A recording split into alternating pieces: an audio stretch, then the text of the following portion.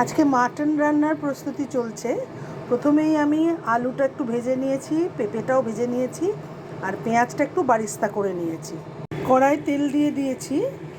এবার কিছু গোটা গরম মশলা দেব। এটা হচ্ছে সাজিরে, এটা হচ্ছে শুকনো লঙ্কা, তেজপাতা আর গোটা গরম মশলা। এগুলো আগে ফোড়ন দেব।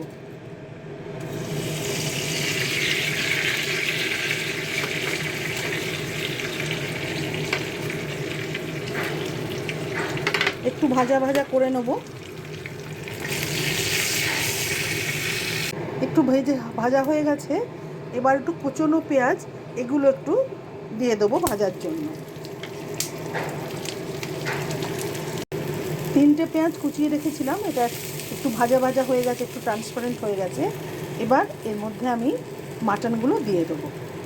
মাটনটা আমি একটু মশলা দিয়ে আদা, পেঁয়াজ, রসুন, কাঁচা লঙ্কা, টমেটো এগুলো দিয়ে খুব ভালো করে নুন, হলুদ আর একটু সর্ষের তেল দিয়ে, একটু সামান্য মিষ্টি দিয়ে খুব ভালো করে মেখে রেখেছি, ম্যারিনেট করে রেখেছি। এবার এই মাটনটাই ওই পেঁয়াজে আমি দিয়ে দেবো।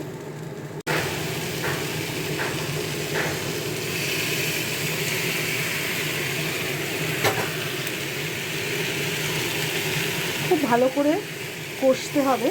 একটু সিমে, আঁচটা একদম সিমে করে দিয়ে বেশ অনেকটা সময় নিয়ে খুব ভালো করে কষতে হবে, কারণ এর মধ্যে আমার সব দেওয়া রয়েছে, শুধু একটু কষতে হবে খুব ভালো করে। মাংসটা খুব ভালো করে কষানো হয়ে গেছে, তেল ছেড়ে গেছে। এবার আমি প্রেশার কুকারে গরম জল বসিয়ে রেখেছি।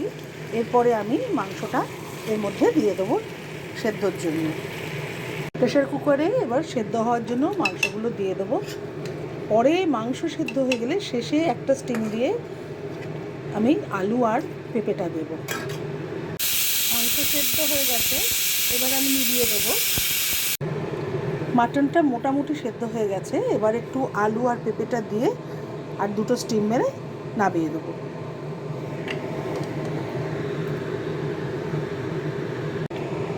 2024-এর শেষ রোববারের শেষ মাটন রান্না তোমাদের সাথে আজ শেয়ার করছি।